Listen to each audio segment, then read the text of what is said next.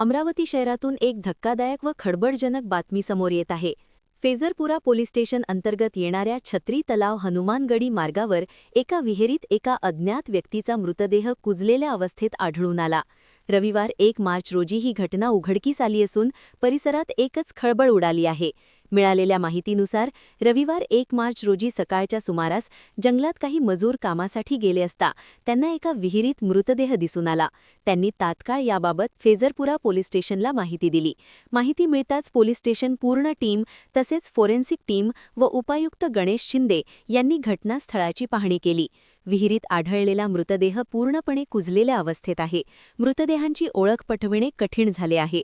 सध्या मृतदेह बाहेर काढून पुढील तपासकरिता जिल्हा सामान्य रुग्णालय येथे पाठवण्यात आला। मृत्यूचे नेमके कारण पोस्टमॉर्टम नंतर कळेल। या प्रकरणाचा सखोल तपास या मृतदेहाचा आत्महत्या आहे की मर्डर आहे हे नेमके पोस्टमॉर्टम नंतरच कळेल।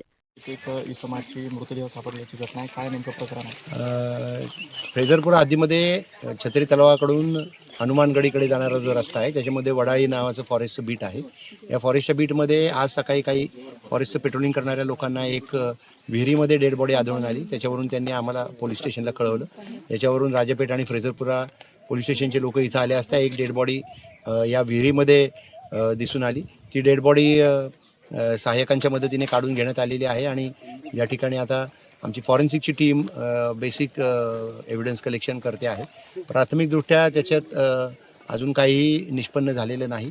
सदरची बॉडी आम्ही सिव्हिल हॉस्पिटलमध्ये पोस्टमॉर्टमसाठी नेतो आहोत आणि त्याच्यानंतर मग त्याचा मृत्यू नक्की कशामुळे झाला याच्यावरून पुढील तपासाची कार्यवाही सुरू। व्यक्तीचे काही ओळख वगैरे? त्याच्या हातावर काही गोळण्याचे निशाणे आहेत आणि काही त्याचे पॅन्ट आणि हे आहे।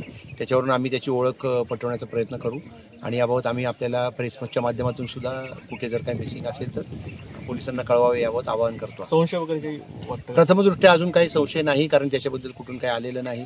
परंतु तो याच शहरातील आहे की जवळच्या गावातील आहे की आणखीन काय, किंवा तो या ठिकाणी कशासाठी आला होता व्यक्ती, याबाबतचा उलगडा झाल्यानंतर त्याबाबतचं चित्र स्पष्ट होईल। ओके.